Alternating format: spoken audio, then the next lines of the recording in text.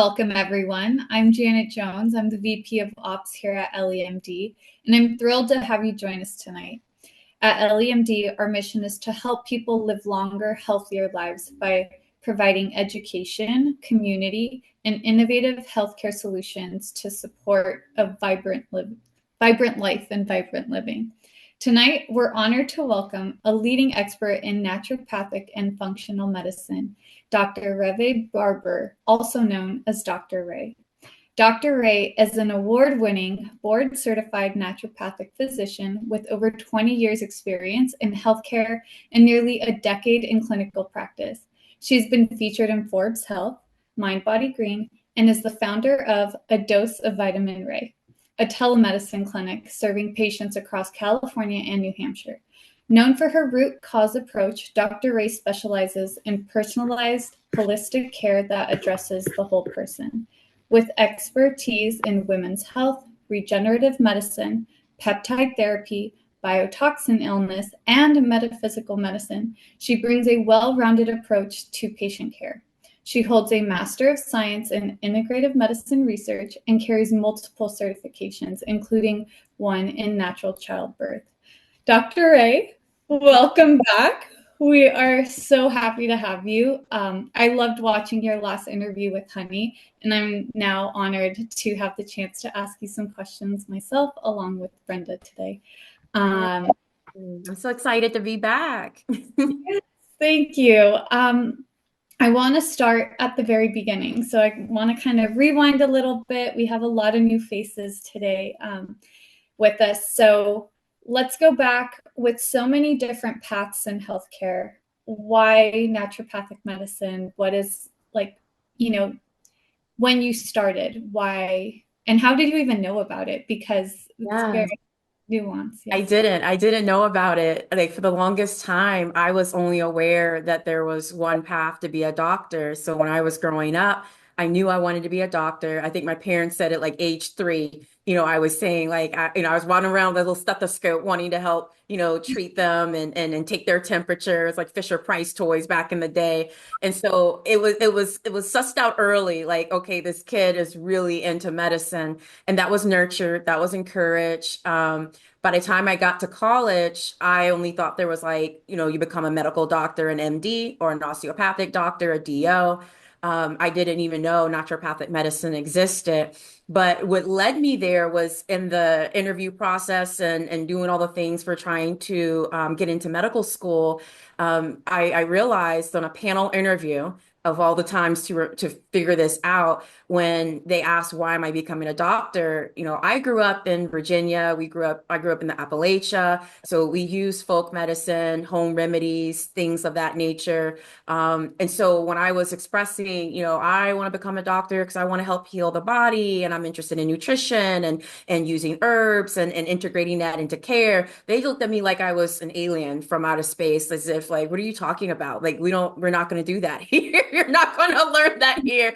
And that killed me. That hurt my heart because then what am I going to do? Does that mean that I can't, become a doctor? And luckily, Google existed back then. We're talking about almost 20 years ago at this point. It existed. I did some search terms, and that's when divine intervention kicked in, and I found out about naturopathic medicine. And what drew me to it was, I knew people need options and it has to start before they get symptoms, before the disease kicks in. We need to be asking the questions of how did this happen? What shaped their history to get to this point? Diet, I knew had a role in it because growing up in the South, seeing what people were eating, I went vegetarian at a very early age and could already see the difference in how my health was compared to people around me. So it was just it aligned. And then once I got on that track and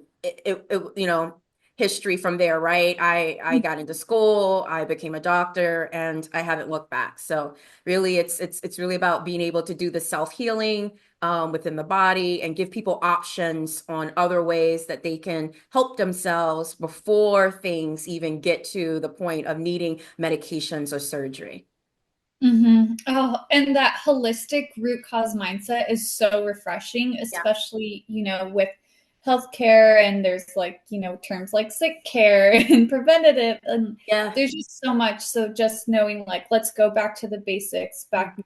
to like the root causes, and then figure out what to do from there. So Absolutely. something we don't hear enough about is that holistic healing. Yeah. So especially when it comes to more modern therapies like GLP-1s, Mhm. how can you kind of tie those two in from like natural compounds Yeah.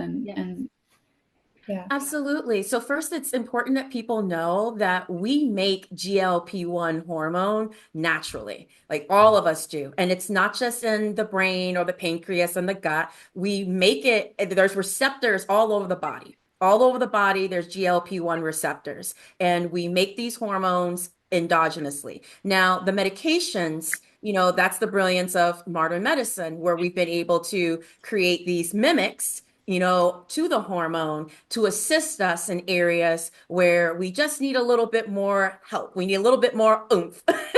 Things have gotten too far to one side than we want it to be. So that's where it's helpful. But naturally, there are ways to activate GLP-1 hormone through diet, through using herbs, and other supportive compounds. For example, I'm not sure, have you heard about berberine? I mean, that's been gaining more and more traction over years, especially for diabetics looking for alternatives to metformin. Berberine is an awesome natural compound. It's derived from the berberis plant. And we found in research it can actually match metformin and other blood sugar medications like milligram for milligram and not have the same side effects such as nausea and vomiting and some of the other experiences that people have. So berberine increases GLP-1 activity. It helps increase insulin sensitivity. It can help with craving support for people, weight loss. So that's just one example there. We also are finding bitter herbs. Berberine is bitter, but there's other bitter herbs like hops. So not the beer. Hops is used for beer, yes, but hops is also a plant, Humulus lupulus, and recently New Zealand dropped millions of dollars to develop a natural compound out of hops called amaracate, and that has been shown to be another way to activate GLP-1 cascade. So it's a whole cascade. It's not just the hormone. It's like the receptors, and then it kicks off all these feedback communication to other organs like the brain, the pancreas, the gut, etc., in order to help us have cravings control, appetite control, delay the slowing of the intestines, so gastric emptying, making you feel fuller for longer, being able to increase insulin sensitivity, insulin resistance is the number one cause of obesity. When we're able to address insulin resistance in people and increase that sensitivity, it's going to allow them to release that unwanted fat and to be able to get their metabolism where they want. So that's just some examples of pretty powerful natural compounds. Some more common ones like cinnamon, turmeric also can activate GLP-1. So eating curry dishes or adding turmeric to your eggs, or having cinnamon, putting that on different things and recipes. Those are other natural ways that you can help to start to activate that. Yeah, I was gonna ask, like, so there's this specific compounds, but something like as simple as cinnamon or turmeric, and we throw cinnamon into your coffee, throw it into Right. your shakes, like Yeah. anything. Honey actually taught me the other day, and I've been doing this nonstop. I make ground turkey, and she's Oh, like, just throw some cinnamon in there. And I was like, yeah, yeah. why did I do that? It is amazing. It So is. try It's a it. secret ingredient to a lot of dishes. If you do soups, stews, a lot, try throwing in some cinnamon, try throwing in some nutmeg. It's a wonderful way to round out the flavors and serve your metabolism. Yeah. Yeah, and speaking of serving the metabolism, what about probiotics? Like what role do those play in gut health, and how do they impact the GLP-1? Huge role. So probiotics, well, those are supplements we take. Probiotics are a supplement that contains usually live organisms. We call them they're flora. So they'll come in strains such as lactobacilli, bifidobacterium. Common one that's more people are hearing about with GLP-1 is Akkermansia. We're seeing where these specific flora strains can actually help to do a lot of things for our body, but support metabolism, reduce inflammation, help produce brain hormones, for example, like GABA and serotonin, which is great for cravings and feeling good and feeling happy and satisfied. So it's not just the brain that makes those hormones, it's also the gut. And that does it through microflora, and we can support our microflora by taking probiotics. Not everybody needs them. Let me be clear. Not everybody, if you have a healthy gut health system, GI tract, you're pooping regularly, you're not having bloating or constipation, diarrhea, nausea, vomit, you're not having any of those things, you feel like you digest pretty well, chances are you have a pretty decent gut health, but sometimes it can be subclinical, meaning you can have imbalances in your microflora and not even realize it. But when we add in probiotics, first of all, probiotics are not created equal. You can't just do a one size fits all. So it is helpful to know if you're going to introduce them that they're needed. You know what I mean? So doing gut health testing, for example, like if you could do a stool microbiome test, that's one way that you can know for certain, do I have enough healthy flora? Do I have an overgrowth of abnormal flora or viruses or fungi or some other type of parasite? And if that's the case, then we can actually use probiotics specifically to raise certain populations of healthy flora that's going to attack and remove the abnormal flora that would cause inflammation and can affect our gut health, where we might have increase in sugar cravings. So a lot of times people who have abnormal gut health or abnormal flora will crave more sugar, crave more like fried foods, tend to feel more tired and sluggish, have a hard time, have a lot of gas, or constipation, not able to have proper bowel movements. So as you can see, probiotics are an excellent tool that are huge in supporting gut health. Not everybody needs them, but there are ways that we can apply them clinically so that it addresses various issues. But one of the biggest things with probiotics too that people don't realize is that they help to make what's called postbiotics.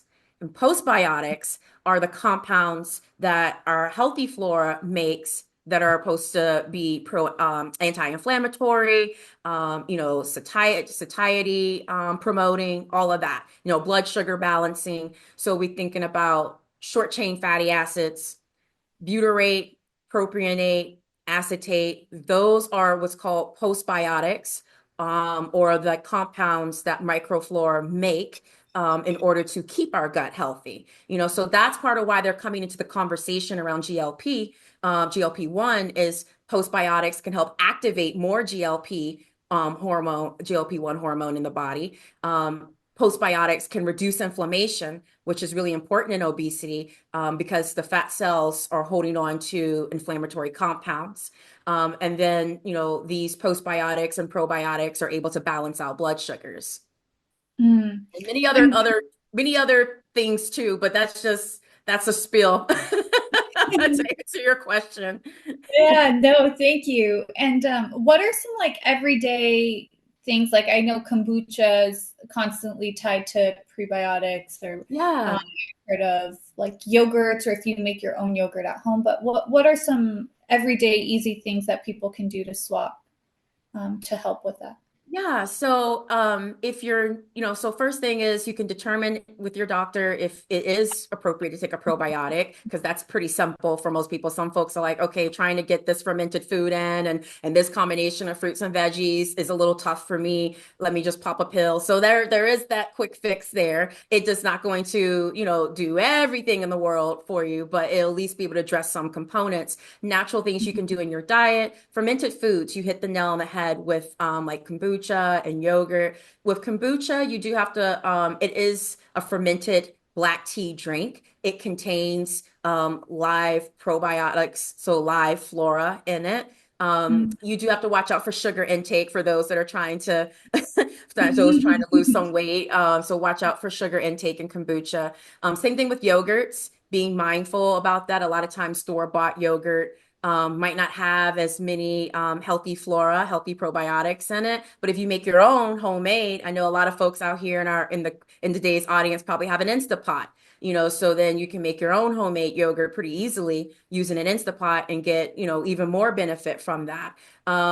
Kimchi, sauerkraut, pickled veggies. So that can be pickled green beans, onions, carrots, whatever that you've pickled in some vinegar and some brine. Apple cider vinegar is another thing you Mm. can add in. So, you know, Mm. pick something from that and try it out. Do you have any tips on the apple cider vinegar? I have tried. It's just so bad. It's so bad. I I mean, if don't. you don't like it, you don't like it. It is its own thing. I mean, you could try adding some local raw honey to it and like turn Okay. it into like an actual tonic drink. So you can Okay. do like 1 to 2 tablespoons of raw apple cider vinegar, dilute it in some water, mix it in with some honey, and even throw in a dash of cinnamon. And maybe it's more palatable for you if you do it that way. Drinking it in the morning or before you eat a meal can be a way that you can lower your blood sugar, keep it from spiking, being able to activate your digestion. So you're ready to really, really break down your food. That's going to decrease bloating. And, it can promote bowel regularity. But if you don't like apple cider vinegar, there's also something called, we have shrubs. Herbal shrubs where you can do infused vinegars. So you might see like a peach infused vinegar or a berry infused vinegar or another herbal infused vinegar. So that's another way you might consider making like a mocktail from that and still be able to get some of the benefits of, using this type of fermented food. Okay. Good to know. Thank you. Yeah, because Yeah, it's a tough one for me. that's okay. So what about foods in general, right? We talked about the specific compounds, maybe like some spices, and then now probiotics, but foods and supplements in general to help optimize GLP-1 naturally. Um, So it's pretty simple. Eating more plant-based foods will optimize GLP-1 activation. So maybe think of it in this way. If you're aiming to eat 6 to 9 servings of fruits and vegetables daily, you're going to be helping to activate your natural GLP-1 activation and your hormones. And it's going to support, healthy weight management because you're going to get fiber, antioxidants. You're going to, just get all these other nutrients by doing a plant-based diet. So we're thinking about berries, for example, leafy greens, cruciferous veggies, bell peppers, mushrooms, fruits such as like oranges and citrus, melon, kiwi. Kiwi and cranberries are really great for the gut health and promoting, again, those healthy flora and those short chain fatty acids to support that GLP-1. But it also supports many other pathways as well when we do that. Nuts and seeds. So finding ways to incorporate flax seeds, chia seeds, pumpkin seeds, sunflower seeds, sesame seeds, on and on. Find a way to incorporate at least 1 to 2 tablespoons of those at least daily. Beans, which I know sometimes beans get a bad rap because people are like, oh, that makes me gassy. It makes you gassy if you haven't been consuming them, so if you don't consume them often, and sometimes if we add all these extra things like cheese and lots of fats to it to make it a certain consistency, then yeah, that's gonna affect you. But if you're just doing just regular beans, you're not adding a whole bunch of mess to it. It's fine to add spices to enhance it, like cumin. We talked about the cinnamon, even nutmeg, turmeric, cayenne, pepper, all of those. Half a cup of beans at most meals has been shown to blunt your glucose spikes. So even if let's say you eat beans at lunch and beans at dinner, and then the next day at breakfast you have a donut. Well, because you had beans at lunch and dinner the day before, it'll actually help decrease. I'm not telling you guys to go do this, but it'll help to decrease your blood sugar spike when you have that donut the next morning, because that's the long-term effect of how that fiber and that resistant starch is supporting you in your metabolism. Whole grains, that's another plant-based food. We're talking about brown rice, quinoa, millet, teff. barley, things, oats, those are all supportive of our GLP-1 and our metabolism and just our overall health. So if you're getting those foods in regularly and really making a point at your different meal times to maximize the superfoods, that's an awesome way, just for your longevity, your general wellness, to optimize your nutrition. Yeah, wow. Michelle asked, just going back to the spices really quick. Michelle Yeah. asked, do you have any spice recommendations? A lot of them have pesticides. So do you have any company names specifically that you recommend? Not company names per se, but buying organic spices, can cut down on some of that pesticides. I mean, pesticides are in a lot of things. Or you can make your own spices. If you really want to go for the gusto, girl, you can buy, the cumin seeds and the whole clove and the allspice berries. And, you can use red bell pepper dehydrated, and that turns into paprika, so you can get yourself a dehydrator and also use like an herb grinder or a coffee grinder, be able to purchase it maybe from a vendor that okay, they produce whole organic spices, and then I'll just make my own spice blend or I'll just grind them myself. So that would be probably my best, recommendation if you're really trying to control and prevent that type of exposure. But a lot of times, if you are buying it and it's organic, it says it's organic, and that it's not irradiated. That's the other thing. You want to make sure that your spices haven't gone through some form of radiation, to preserve it. Then, chances are whatever is still a little bit lingering in it, the spice is probably going to kick in and help you out more than if you didn't have it at all. Mm-hmm. Yeah. Hope that Uh, makes sense. yeah, thank you. That does. I can see everyone now like at home just like grinding their I know spices you right can now. get a mortar and pestle if you really want to get into it and like, oh, I had a crazy Get a day. little workout in. Um, you talked a little bit about fiber. Yes. How does fiber intake influence GLP-1 secretion and just overall metabolic health? Same thing, it increases it. So fiber is going to feed the healthy flora, the healthy bacteria in your gut. And we already talked about that. So then that's going to promote the production of postbiotics, which are the short chain fatty acids, the butyrate, the propionate, all of that. And then that's going to decrease inflammation in the gut. It's going to also serve to slow down the emptying of the gut. So fiber is excellent for that. That's why it's good to have like soluble and insoluble fibers in your diet. Fiber is also helpful in being able to, um, gosh, I had another thought around that. Lower blood sugar. Yeah. Mhm. So fiber helps to lower blood sugar. It's also going to help you reduce calorie intake, right? So with fiber, you're going to feel full. That's the Mhm. whole point of it. So if you aim for, I used to tell people go for 20 to 30 grams of fiber daily. And again, if you're eating 6 to 9 servings of fruits and vegetables and getting in those grains, the beans, the seeds, you're going to easily hit that. You don't even have to think about it.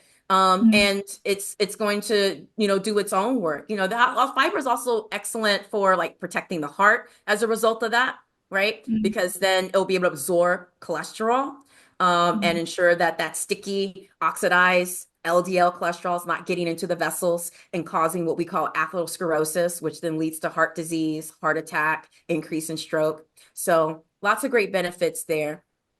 Mhm. Yeah. All right, Brenda. Brenda has a few Mhm. questions for you. Yeah. Yeah. Yeah. Thanks for sharing that about fiber. Feel that now that I've been on a GLP-1 for a year, Yeah. I've never made these connections of having to get a certain amount of protein, especially Mhm. fiber and hydration. And Mhm. now that I see the improvement in my own metabolic health, I could Yeah. definitely see myself focusing more on it, especially later in life. Yes. So I yeah. mean, And so anytime is a good time to focus on it. And it's going to also mhm, help you. At some point, you're going to, most people that are on GLP-1 medications, at some point, you are going to want to transition off. So being able to start mastering these different little goals is going to help mhm, sustain your results. So you won't be part of that percentage of folks that regains, once you start to Hmm. transition because you've been doing it naturally Right. to optimize while you've been, the medication's been supporting you in the other ways, pretty much buying Hmm. you time to figure it out. Hmm. Love that. And how does GLP-1 affect women's metabolic health, especially during different life stages? Like I said, I just started now, but what am Yeah. I looking at in the next years coming? So, the best thing I can do to answer that, I haven't looked at specific research on, whether we see, truly are there major changes in how GLP-1 hormone activates in the body when we're in like the third decade of life or the fourth decade of life or the fifth or sixth. That I don't have an answer to. And I don't know if if I hit the research stacks, if they have an answer for that matter, because, it's not that, let's be real, women are understudied. We're still understudied, or at least people with wombs, are understudied in general. Especially when you Mm-hmm. start getting into certain things like perimenopause and menopause, there's still so much information lacking to help us understand like what are all the different pieces that are at play. But what I can say Hmm. is that I remember one doctor was saying in a presentation, he's like, there's no such thing as a deficiency in GLP-1 hormone. He's like, it's really all about our habits and behaviors that optimize it. And we can do that Mm-hmm. at any time in our life, really focus on the habits and behaviors to optimize it. So I think it's more shaping the question to at different stages of life, really checking in with yourself and asking where are areas that I might need nutritional support or lifestyle support, or even just like mental and emotional support when you make sure that you're addressing stressors because high Mm-hmm. stress, we do know Mm-hmm. high stress can impact GLP-1 Right. activation. That's real. So if we are, and it activates a lot of other things too with stress. So if we are being mindful about what our stresses are, and I always tell people stress management is BS. There's no such thing. You either eliminate the stressor or you do that Jedi mind trick where you reframe. There is like, what I mean? Not that there is no stress, but you reframe and understand like this is no longer posed as a threat because I've done made other adjustments to where this is no longer having an impact on me. So it isn't like a passive thing. It's still an active process, but you either do one of those two things to address the stressor. So I think that's something that as women, get older, I think stress tends to go up. And I do see a correlation where perimenopausal, menopausal symptoms will worsen when you're under more chronic stress and not receiving enough support. So I think that's something to really think about. And then diet, I think really learn and become educated with today's nutrition, not the nutrition triangle that you learned 20, 30, 40 years ago, but really staying up on, like what I said, hitting these other goals and increasing those plant-based foods. So I hope that that answers it, but I think that gut It health, does. even the gut Mm-hmm. health piece, if you know some things are going off in your gut health, don't just keep, you know, letting it be on the back burner, be proactive, maybe set aside a little bit of funds and like, I'm going to investigate this. I'm going to do, a Mm-hmm. gut health panel, or I'm going to do some hormone panel, just to see what other things are going on that could be impacting my body and thus impacting my metabolism. But I do want to make this one point. Your metabolism doesn't drop off just because you hit 30s, 40s, or even 50s. We really haven't seen for women where our metabolism shifts and starts decreasing until they hit the sixth decade. So in your 60s. So in case you're one of these people that's saying, I have a slow metabolism, maybe that might be true and maybe how you're processing certain things through the liver or how things move through the gut, but it doesn't necessarily mean that your cells, have just slowed down in activity. Really, it's more, again, doing the investigation and the work to understand the root causes of what might be coming up for you. Does that make sense? Is that It does. Thank you. Um, I want to chime in here because something I didn't message in your very impressive bio is that you also take a very spiritual approach. And so when Yeah. we talk about stress and Mhm. that holistic, right? So it's like the body heals itself naturally. And what are some just, I know we got to like either get rid of the stress or Right. not.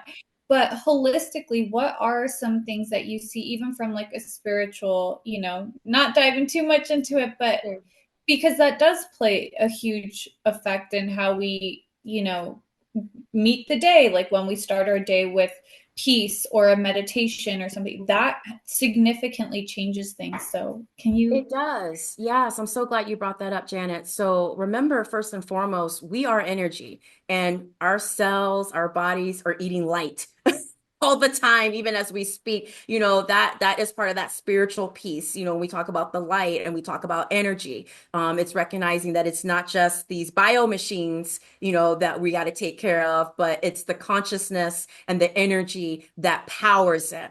So that being said, I always say disease begins in spirit and then it trickles down to mental and physical. So a lot of times when we're facing health issues in my practice, I always ask these questions around emotional trauma. Like what have you experienced from childhood, throughout, teenage years, adulthood, because those experiences shape you. Even though you are a survivor, even though you're resilient, the body keeps score. And the body is keeping score of what's happening to the spirit. So if you don't take the time to actually do that inner work, some people call it shadow work, some people call it self-development, inner growth, whatever term makes you feel happy, evolving, whatever it is, if you're not doing that to where you're getting to the root of essentially, where there's been trauma, where you're not aligning in your joy or your identity for life, right? There's a lot of folks that feel lost. There's a lot of folks that are sad, depressed, anxious.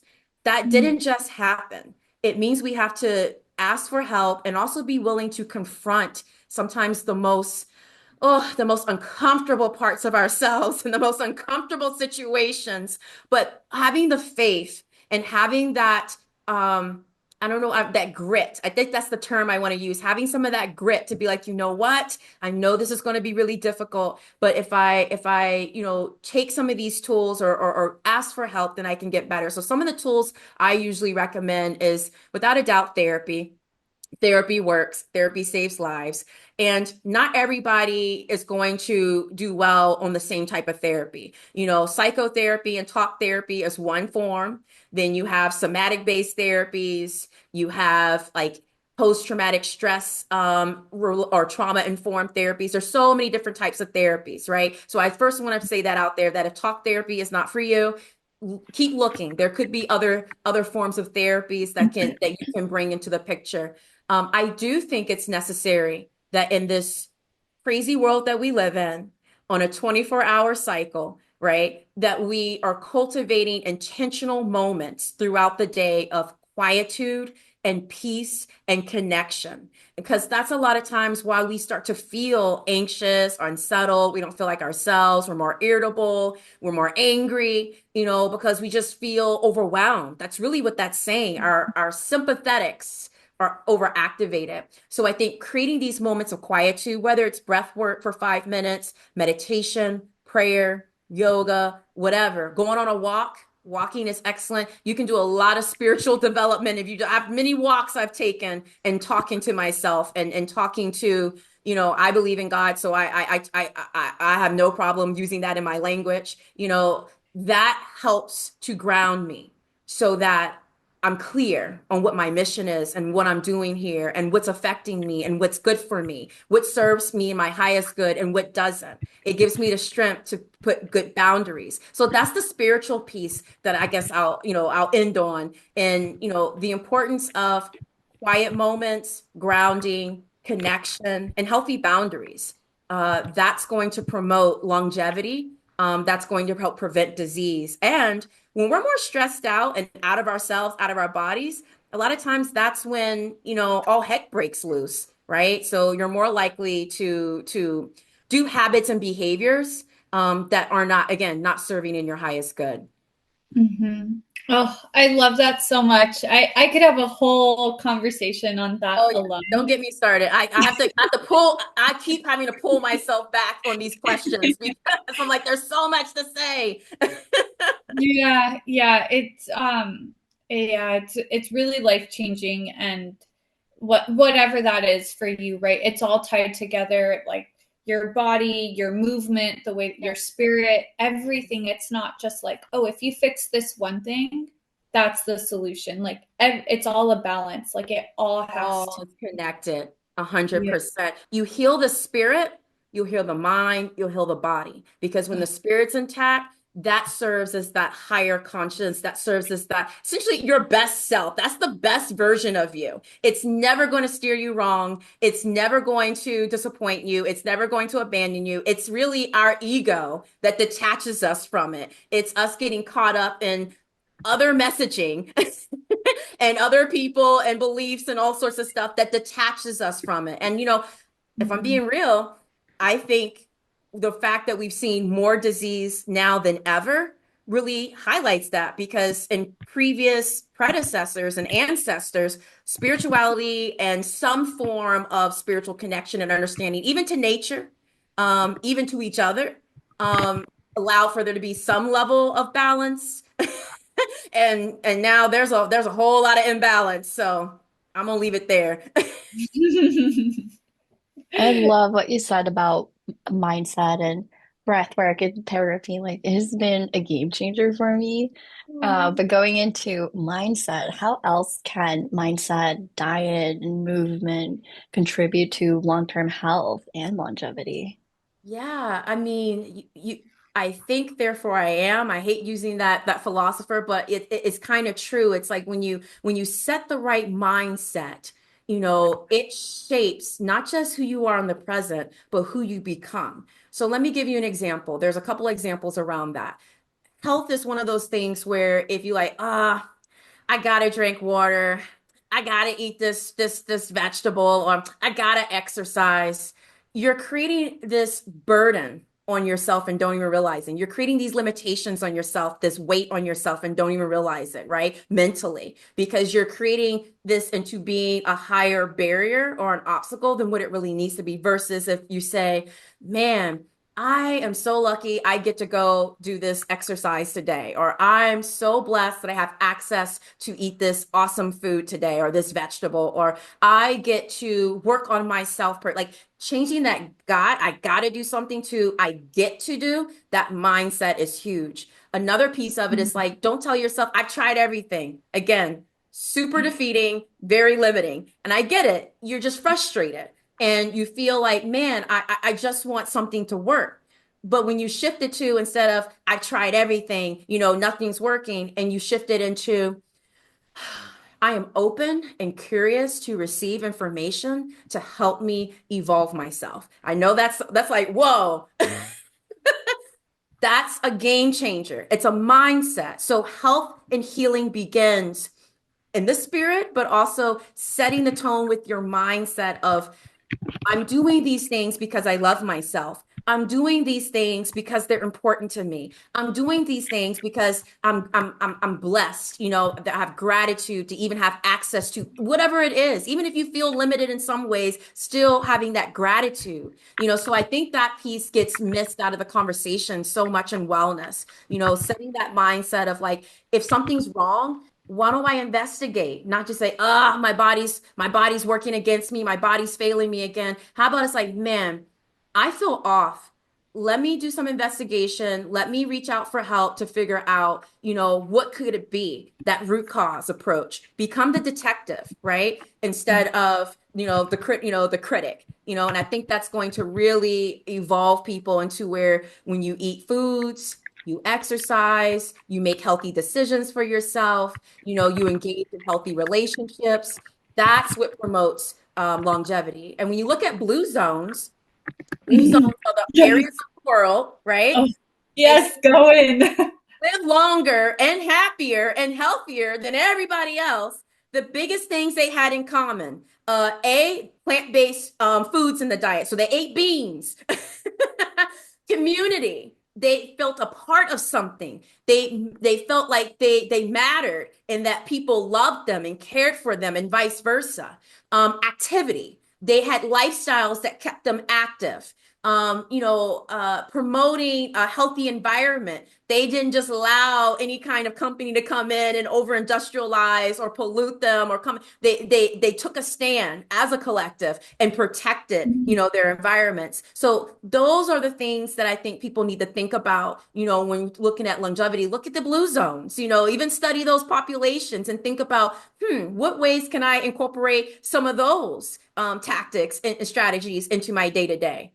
Oh, Mhm. Oh, 100%. I was out in Costa Rica last year, which is considered a blue zone area. Yeah. And they have a breakfast that is beans and rice. So the beans are baked beans, and we would have them every morning, super delicious. It is a very tight-knit community. We didn't see McDonald's at every little town, which is Yeah. really nice. And you can definitely see the whole blue zone area in Costa Yeah. Rica. oh. Incredible, And isn't it? it's it's so I love that you said the word collective. I love that you dove into the blue zones, because I don't know how many of you guys watched Honey's speech at DSU, but the title was The Female Collective.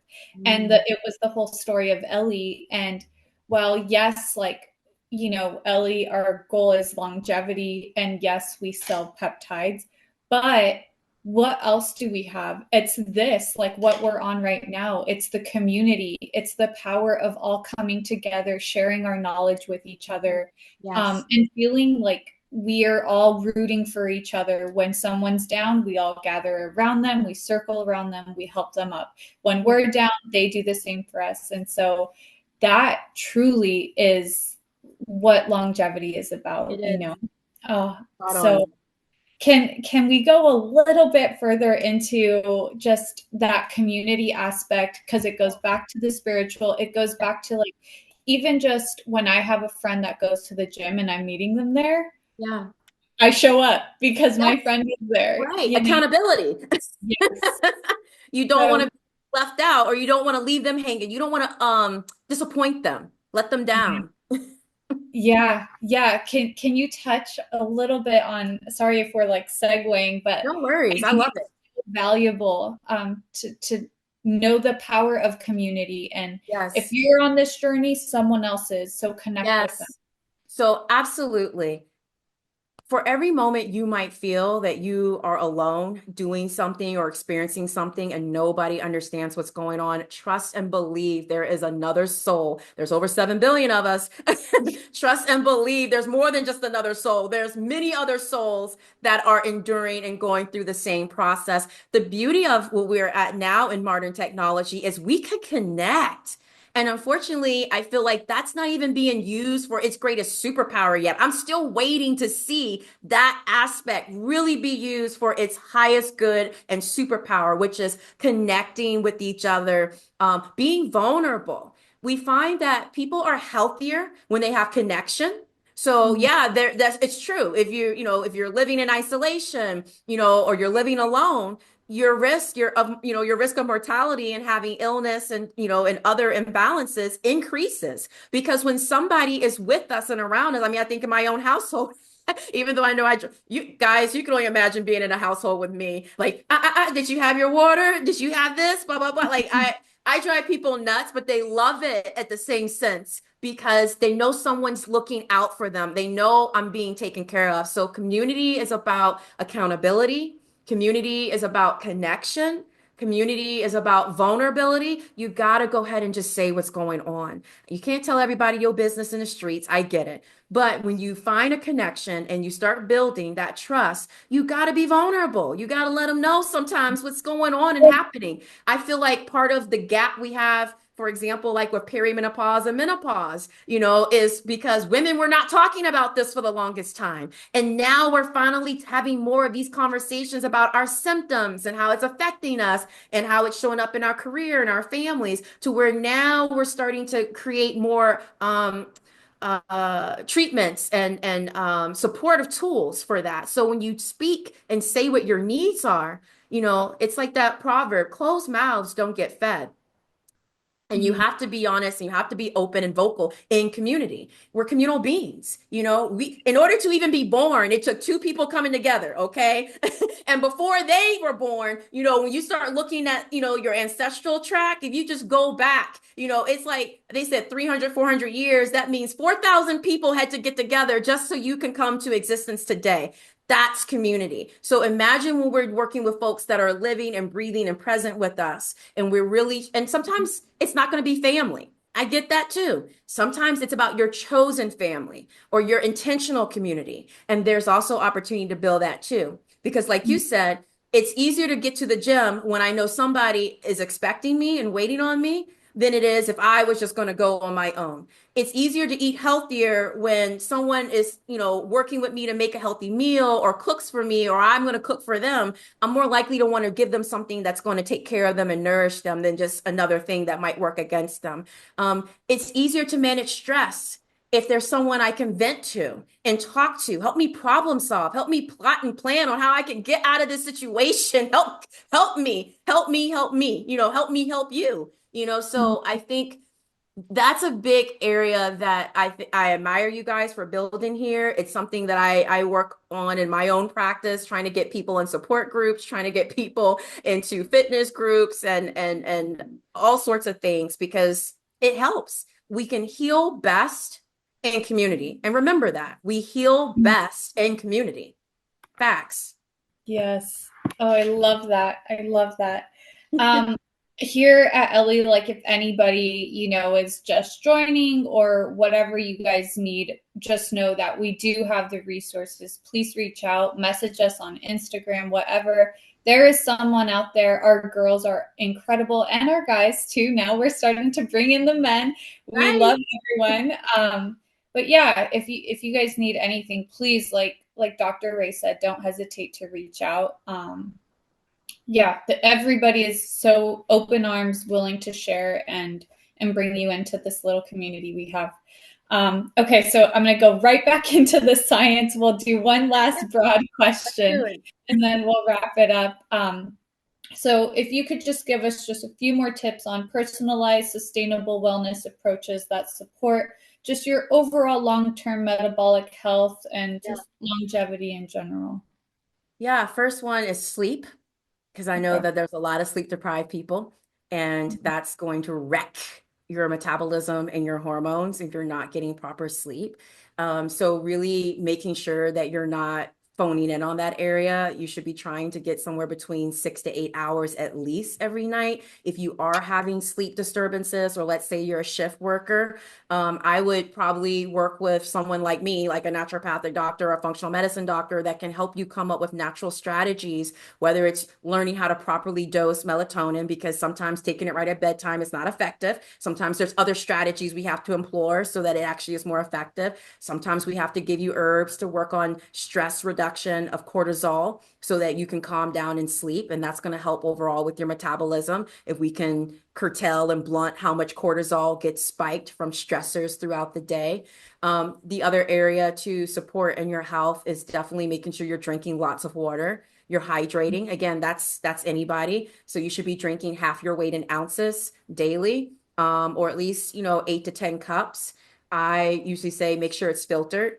A lot of times we don't even realize the pollutants that are in our water. So if you go to, there's tap water databases on Environmental Working Group. You can put your zip code in and figure out if there's any contaminants in your water, get the proper filter so that you're not having endocrine disruptors through your own water impact your metabolism negatively. That's something we have to keep an eye on, which is why we need more environmental protections in place. Regularly timed meals. That's another area I see people falter, where they're skipping breakfast. And so they're going 16, 18 hours. For us women, that's really not a good thing for us to do. I know men are able to get away with it more, but for womb holders, it really can mess us up. Some of us can get away with it more than others, but in general, going more than 12 to 14 hours without a meal will impact your hormones. And then making sure once you break fast, you're not going longer than, 4 hours, because then you don't want your body to start to think that you're going into famine or that there's food insecurity. Then it is going to start producing certain hormones and start trying to hold on to that fat because it's thinking, well, I don't know, we're going to get our next meal. So it's not realizing that you're just busy doing a lot. It's just recognizing, well, we're not getting meals, so something must be happening. We need to hold on to this fat just in case we're in trouble. So if you have regularly timed meals throughout the day, that's going to help with your longevity. Just doing the right amount of intermittent fasting, right? 12 to 14 hours overnight. That's going to help to activate autophagy, which is where the cells that we don't want eat themselves up and go on somewhere, and it gets rid of inflammation and allows for us to have healthier cells and slow down aging. And then make sure you're pooping. That's the other thing. Like nothing works in the body if we stop pooping. So you got to make sure you're having regular bowel movements, at least 1 to 2 daily. It should be easy, well-formed, easy to pass, well-formed, sink to the bottom of the toilet. I know that sounds kind of TMI, but again, these are the strategies that as we get older, and one more, lean muscle mass. That's a big one. As we get older, we are losing 8% or more of lean muscle mass from our the decade of our 30s. And then each decade thereafter, we're losing an additional 8% or more of muscle mass. So muscle mass becomes a vital sign as we age. So preserving lean muscle, making sure you're doing strength training, resistance. In some cases, you might need to, add in some creatine into the mix and extra protein so you can preserve that muscle mass. So those are my tips. Yeah, those are good. And it's funny you mentioned the sinking to the bottom because someone asked that earlier. I'm trying to look for it. But someone did ask that, like, if their poop is floating. You don't have to get poop to sink. Poop's going to sink itself. So if you're eating the plant-based food, so you're eating 6 to 9 servings of fruits and vegetables daily, if you're getting 20 to 30 grams of fiber daily, that's going to naturally make that poop sink. Drinking plenty of water so that it has that, it can come together and not be too sticky or dry, that helps. Yes. There is one more question that I wanted to ask. Trey asked, is getting fruits and vegetables in a smoothie the same as eating them as whole fruits and vegetables? I heard smoothie increases the sugar and how it's processed. So it depends which fruits and vegetables that you're using. It depends on how much as well. Are you sticking to a serving size of, usually the serving size is half a cup of berries. So this is where it's good to start, again, nutritional education, know what a serving size is. So a serving size is half a cup of berries, or 1 cup of chopped fruit or 1 medium-sized fruit. For vegetables, we're looking at, a cup of raw greens or half a cup of cooked greens or cooked vegetables is considered that. I don't know the translation into grams or the milliliters for those of you that are on the metric. My apologies, but understanding the combination. So if you're using berries in your smoothie, that's actually going to be lower in sugar and help support your blood sugar. If you're using mango and grapes, however, yeah, that's probably going to shoot your sugar up, when you have it. Now, juicing will actually increase more of the sugars if you consume it that way versus if you have it in a smoothie. So if you had to choose between juicing in a smoothie, putting some fruit in the smoothie, and it's more of its whole form versus juicing is going to give you more fiber, right? But then if you actually eat a piece of fruit in its natural form, like an apple, for example, and you don't peel it, you actually eat it with this pill, you'll get even more fiber from that versus if you're juicing it or you peel it and trying to put it into a smoothie. So it just really depends on, how you're putting your smoothies together. But I would say, make sure there's some type of protein component in there. If you balance it to where there's like 1 fruit, right, 1 vegetable and a protein, and then maybe a healthy fat, you're probably going to be fine.